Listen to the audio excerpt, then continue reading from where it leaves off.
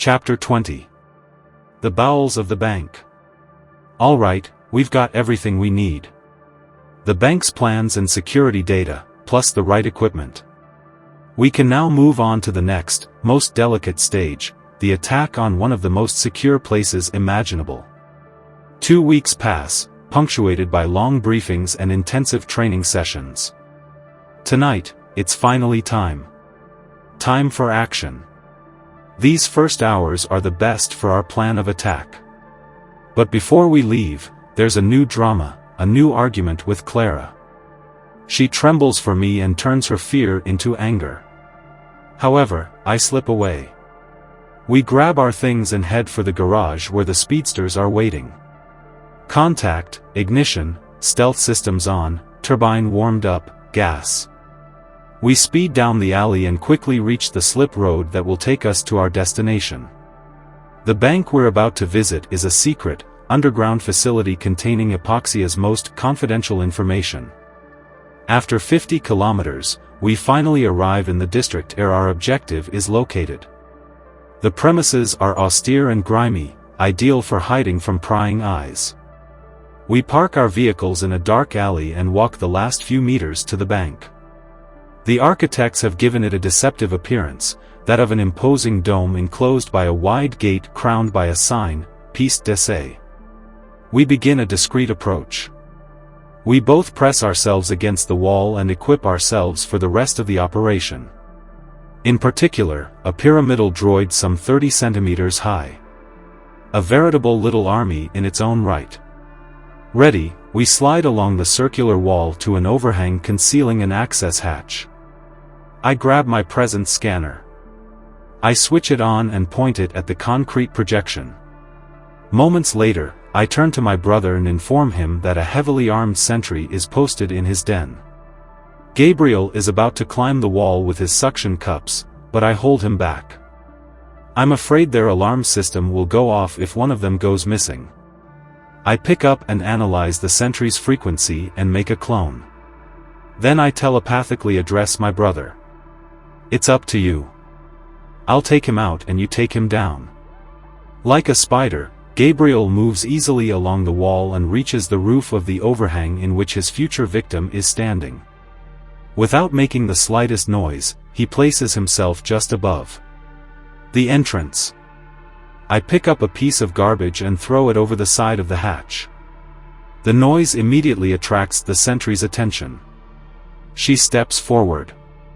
As soon as he sees her, Gabriel shoots and hits the bullseye. I immediately switch on my clone transmitter. A few seconds of waiting, the control room is fooled, no emergency measures are triggered.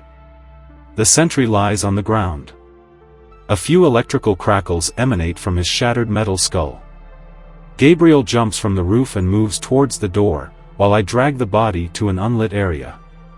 I quickly join my brother as he inserts the plug of his decoder into the opening of the airlock provided for this purpose. The scrambler is activated. The decoder penetrates the computer network and decrees that the airlock is put on standby, controlled and must be opened from a certain frequency. This way, we can operate the door. The door. The decoder's memory loads and unloads massive computer instructions, and after several minutes of mathematical combat, the airlock opens. Before us appears a wide corridor leading down to the basement, bathed in a bright orange light. This is a dense beam volumetric detection system. As indicated on the plan, at each end of the corridor, imposing panels divided into several levels emit detection beams. Gabriel launches a computer attack. The decoder imposes on the bank's system an anomaly on the upper elements of each panel of the installation. The decoder gives the necessary instructions to resolve the anomaly. All panels must continue to transmit without triggering the alarm indicating the presence of unauthorized volume. Such manipulations require a high-performance decoding system. Jacques has designed a box using extremely complex algorithms. After a few moments, the decoder's control light indicates the success of the operation. I step forward to ensure that the security system has been neutralized. The operation is successful. The alarm system remains silent. However, we don't immediately set off down the corridor, as the sensitive floor has not been deactivated. In fact, total elimination of the protection is virtually impossible. Only a simultaneous physical disarming in several places could stop all the detectors. Too complex, so we have to do things differently. We lean towards one of the corridor walls and place our palms, now transformed into suction cups, against it. I pull the pyramid droid from my bag and place it on the ceiling. I put it on standby, then we move at high speed along the walls. Without arousing the slightest surveillance reaction, we pass from corridor to corridor, bathed in a strange light. Turning right and left, we soon find ourselves far from our starting point. Suddenly, Gabriel signals me to stop. He has detected the arrival of a surveillance section.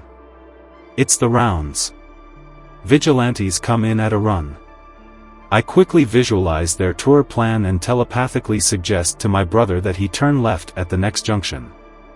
Indeed, the group of sentries continue on their way, unaware of our presence. At last, we're close to our goal.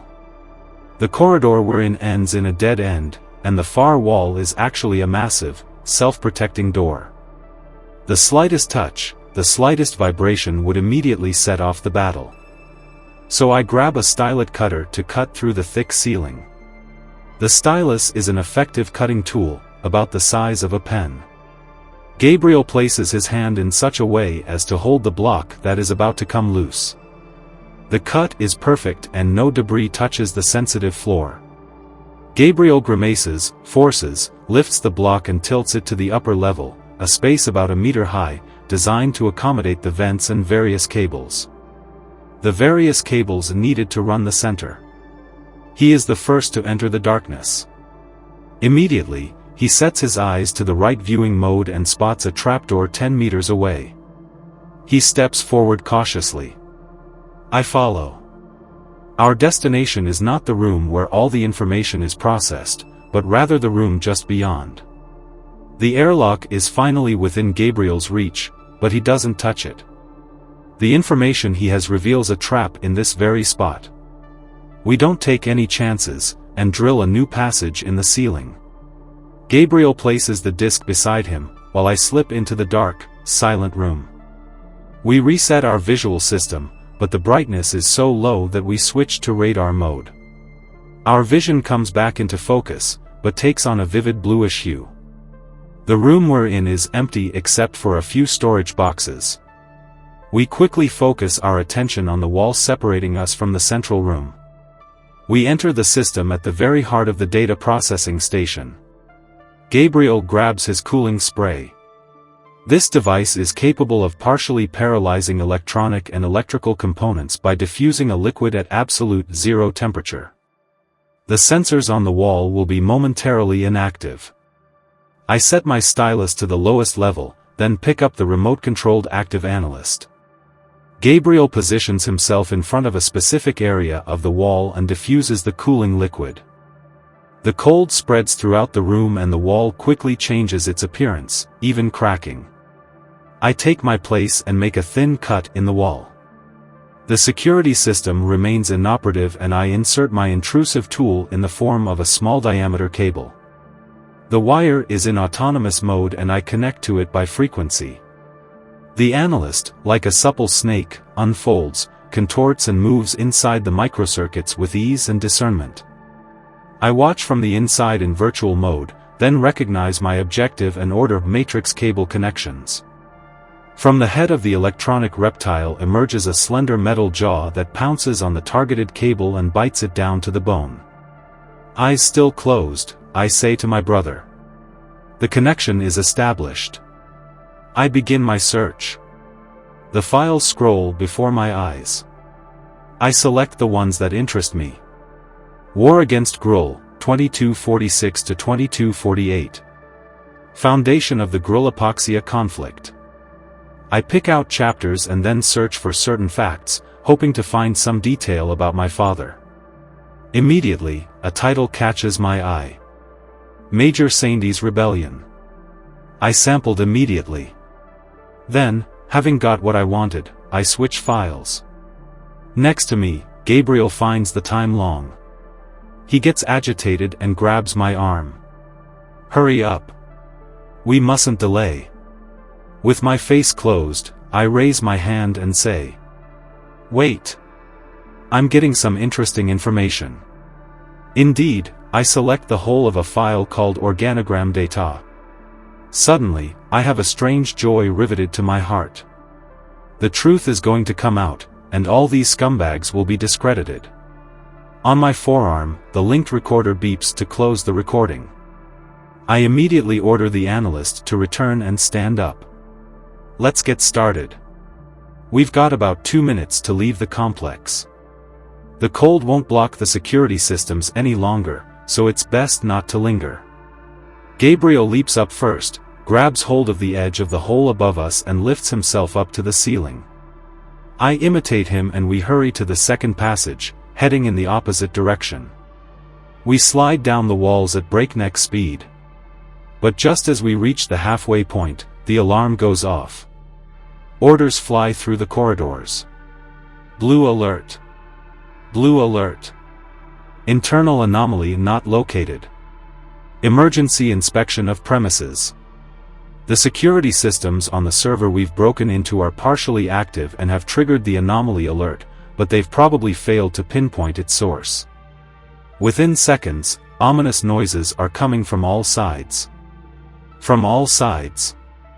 An intervention squad is approaching the junction ahead of us at high speed, while attack troops are rushing towards the area we've just passed.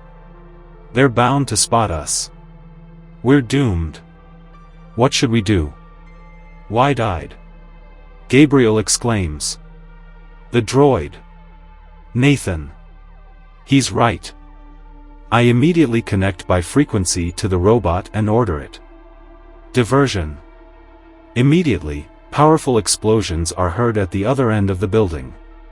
The reaction of the squads converging on us was predictable. They turn back and head for what appears to be a major plasma attack. The alarm begins to roar a message. Alert! Alert! Intruders heavily armed Sector D. We look at each other with an open smile, and Gabriel exults. We've got them. I confirm. Let's cut to the chase and escape through the dome. Just as we're about to implement our new exit plan, the droid, about 300 meters away, makes a real massacre. Clouds of smoke billow from its faces, rendering conventional visual systems inoperative. It moves at high speed across the ceilings. 3 sentries are already lying on the ground. The squads, surprised by the power and speed of the attack, are forced to withdraw. The section leader begins to react. Sergeant. Get the protective spheres from the 3 guards. Set up a roadblock, we're going to attack. Immediately, the NCO points to 2 men who each expel 2 spheres from their bodies. The trio, now equipped with 6 protective spheres, create a solid force field and advance down the corridor in front of the droid. The sergeant, equipped with a powerful ventral plasma cannon, fires. He turns his right-hand grip like a speedster handlebar and unleashes a blistering salvo. Through the curtain of smoke, the trio perceives the sizzling light of the droid's force field. Its attackers. It races towards them like an electronic demon, unleashed, invincible. The sergeant can't help shouting. Captain, he's coming straight for us. His superior, embarrassed and flabbergasted, doesn't respond. The battle rages on in the heart of the complex, where the droid seems as valiant as ever. However, he's now stuck in the middle of a crisscross of corridors, under heavy and simultaneous assault from 4 combat squads. He owes his survival to his ability to move at lightning speed within a small perimeter.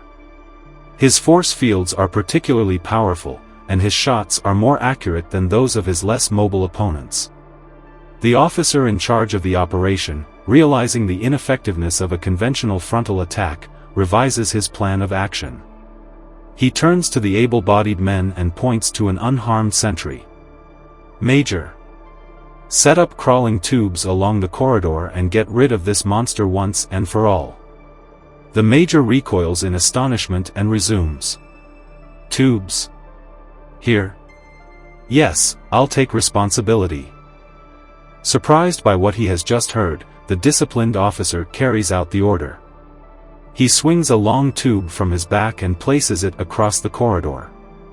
Then he stands up abruptly and shouts. Tube. Attention. The person in charge has ordered the immediate evacuation of the premises. Wounded and able-bodied combat sentries scurry off like rabbits, leaving the dead behind. The Major takes his turn and begins the countdown. He grits his teeth and puts his hands to his headphones. 5, 4, 3, 2, 1. 0. The tube starts up. Mini thrusters at the ends of the destructive machine propel it forward at lightning speed, while a super-powerful laser shoots out from its entire length, smashing everything it encounters to a height of 8 meters. The ceiling and upper slab collapsed with a deafening noise. Beneath the rubble and compacted dust, a second explosion erupts. The officer kneeling dozens of meters away straightens and raises a vengeful fist. Got him. Captain Wolfgang. Captain Wolfgang. Damn it. I've been trying to contact you for a while. But my commander. A second attack has been reported in Sector B, and you've got all our men with you. Because of your inability to answer my calls and your incompetence, we couldn't intervene. The officer tilts his dejected face to the ground. Then he raises his forearm and fixes a dismayed gaze on his communication device. The screen reads, PC contact. A counter also indicates the time taken to attempt communication, 1 minute 47 seconds. The captain takes his head in his hands and lowers his eyelids for a moment. Without waiting for orders, the Major directs his troops to join the command post. The able-bodied help the wounded evacuate the devastated battlefield. Overcome by remorse and the fear of taking responsibility for his failure, the man responsible shoots himself in the head. At the same time, Mauser in hand, we blast through the false ceiling and then the slab itself. The blows echo through the now empty corridors, illuminated by blinding flashes of plasma. Debris falls everywhere, concrete blocks melt or explode, and the violent flashes of light give the place an apocalyptic atmosphere. Soon, a gaping hole leads to the upper level, which turns out to be a complex of abandoned test tracks. Opposite, the entrance canopy is partly smashed. It overlooks the street. I'm suspicious. I'm well enough informed to know how to behave in such a situation.